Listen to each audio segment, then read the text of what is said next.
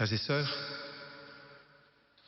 vous connaissez, au moins pour la plupart d'entre vous, quelques-uns d'entre vous qui sont proches de notre communauté, notre frère Serge, à la fois plein d'humour et aussi parfois qui nous réserve quelques paroles sorties de son cœur. C'est ainsi qu'hier il nous a dit s'être placé devant le tombeau sans s'occuper de ce que les gardes auraient bien pu lui dire. Alors peut-être que ce midi, il nous dira que ce matin, il est allé, un peu comme les disciples, toujours à ce tombeau qu'il a découvert, comme les saintes femmes, comme Pierre et Jean. Et nous tous, frères et sœurs, nous arrivons de divers horizons pour nous trouver, si nous le voulons aussi, devant ce tombeau dont la pierre a été roulée. Et nous y sommes venus avec notre cœur. Tout comme Pierre et Jean, notre cœur avance plus vite que notre raison.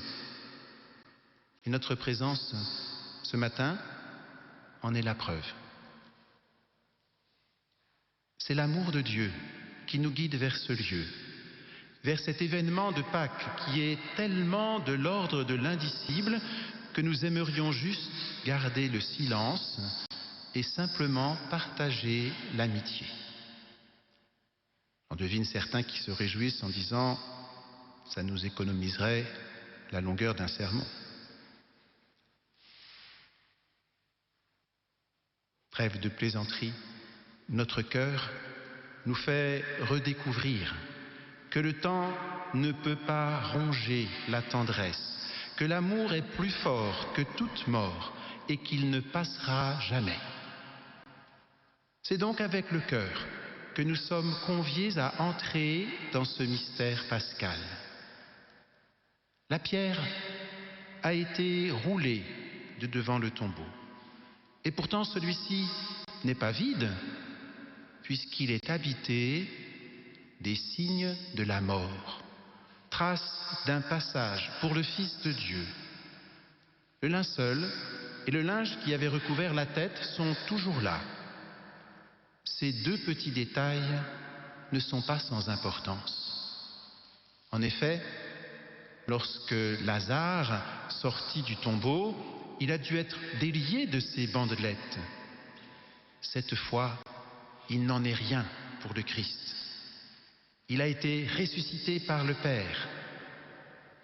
Nous nous situons donc face à un événement d'un autre ordre qui va au-delà de tout savoir, au-delà de toute compréhension.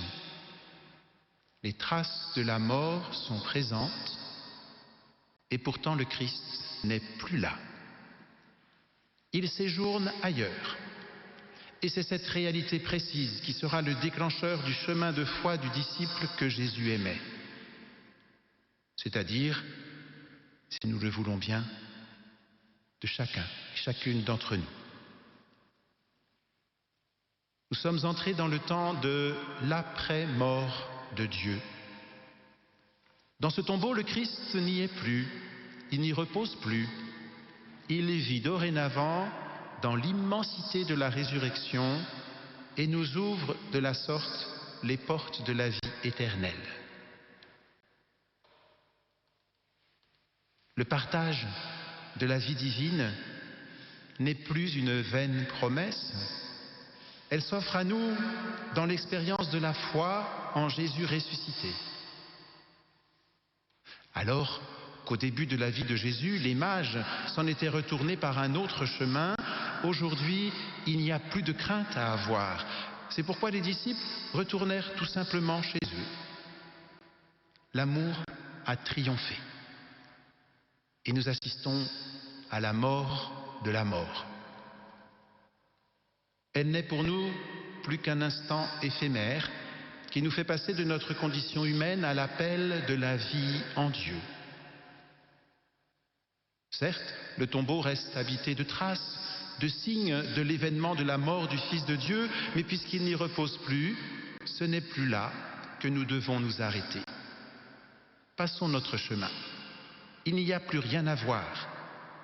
Le mystère de la résurrection est une invitation à sortir de notre torpeur, de l'expérience de la mort, pour pouvoir opérer en nous un déplacement. En effet, nous quittons le champ du savoir et de la connaissance, en d'autres termes, le champ d'une certaine forme de maîtrise, de contrôle, et nous entrons tout en douceur dans l'espace de l'inattendu de Dieu, où nous sommes invités à voir dorénavant autrement ce que nous traversons. Comme toute expérience de deuil, nous passons ainsi du temps de l'absence à celui d'une nouvelle présence à apprivoiser. Cette présence est à la fois toute différente, mais non pas moins intense. Nous accédons à un autre ordre de relations où il n'y a plus de limites. Et c'est par le cœur que nous sommes à jamais reliés. Je me souviens des paroles de mon neveu cherchant à consoler son papa quand notre grand-mère était morte. Ne sois pas triste.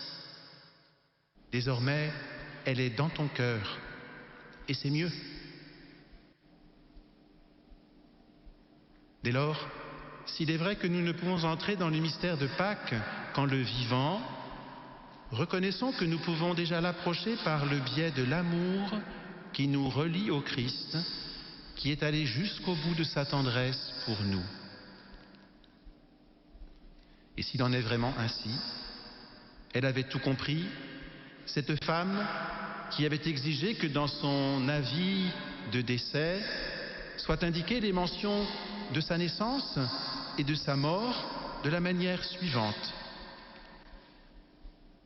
Né pour mourir le 27 juin 1924, nous ne savons pas exactement si le Saint-Père morte va pour faire vivre une homélie ou le 17 c'était un novembre moment de 1998. silence méditatif. Car comme le souligne un humoriste, quand on meurt, c'est pour la vie. Oui, grâce à l'événement merveilleux du mystère de la Pâque du Christ, Voilà, il n'avait pas notre d'homélie vie s'inscrit dans un temps, notre mort et ne nous passons durera qu'un directement. instant, et notre résurrection se perpétuera pour l'éternité. Frères et sœurs, que cette espérance nourrisse dans l'amour notre foi. À tous, bonne fête de Pâques.